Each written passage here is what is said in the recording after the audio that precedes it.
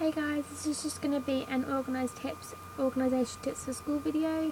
I'm just going to start. So number one, always start organisation at home. I think that if you have a tidy room, you have a tidy schedule, and if you have a messy room, you have a messy schedule. If you have a tidy room, you always have to have, I think you always have to have a nice clean space to do your homework. That way you can concentrate better. It's just easier for me to concentrate. Number two, keep schoolwork organised well. Homework is just the first step. Pupils always hand homework in late. Not necessarily every single pupil does, but most pupils do because they don't have enough time to do their homework. Have a folder for one subject. Have six, because I have 6 subjects. I have 6 folders for each subject, one for each subject, and then I have 6 notebooks, one for each subject again, and then just an extra paper. It's just easier for me. Does not have 5-6 different binders in my bag all day. So number 3, always take notes because then you know what you have to study for. Again, I think it's easy to just take notes on a piece of paper or on your notebook and then just highlight it if you need it, or again if you have a book that you need, you can just highlight some lines from it, and anything that you need you can just use on the internet. Obviously don't cheat because that's just not fair. Number 4, make sure you have spare notebooks and folders in case you run out of paper or your folder breaks. I'm going to take next year for my year 9. I'm going to take spare notebooks and a folder and spare folders for each lesson, just in case one of them breaks or I run out of paper and my teacher doesn't have any paper for me. So next one I have is organise your bag, backpack or anything, or a bag that you have, so make sure everything fits into it. Because I don't have lockers in my school, I'm not going to put anything in my locker, so I have to think everything fits in my bag for school that day. And it's just easy if it does, because then you don't have to mess about with anything, and you can just keep it and organise in your bag, and that'll be easier for you too. Just to keep it all organised and easier, just easier. Number 6, use a calendar to put down the dates for homework or a test that way you can never forget your homework again.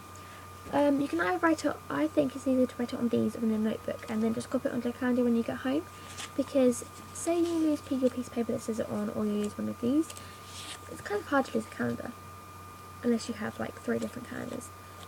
Or you can keep it on your phone or your iPod or your iPad or any tablet or anything that you have. You can just keep it on there if you need it on an electronic device.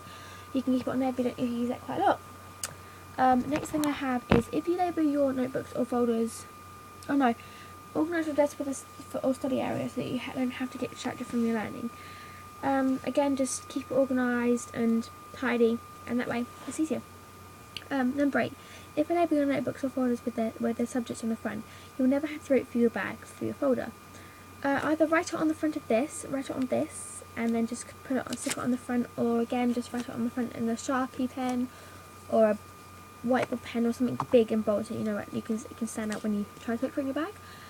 9, organise your bedroom in the right way to start your study period. That way you don't have to get any distractions.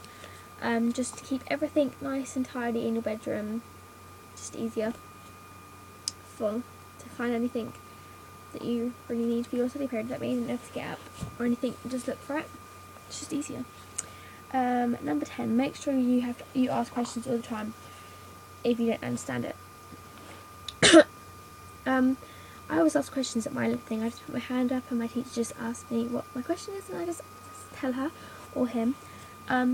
Because if you don't put your hand up and ask, you're never going to learn. If you don't get it, you're just going to sit there puzzled for the rest of your life. There's just no point in not asking. Just put your hand up and you'll get answered.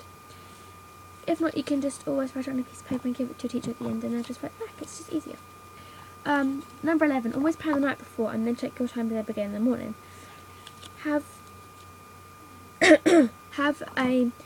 one of your timetable printed on your wall or laminated on your wall somewhere, or in your bedroom somewhere, so that if you lose the one that you have in your thing, you can always check on your day and then just either take a picture or write it down on a piece of paper or something like that, or you can just photocopy it again. It's just easier. And then what I do is I plan the night before, and then I check again in the morning so that everything is nice and neat and I have everything for the day. Then last but not least, use no, always make sure you have a healthy and big breakfast, because then you won't have to go worry about your stomach during first and second period. It's just easy to do it that way. So thanks for watching this video, guys. I hope you liked it.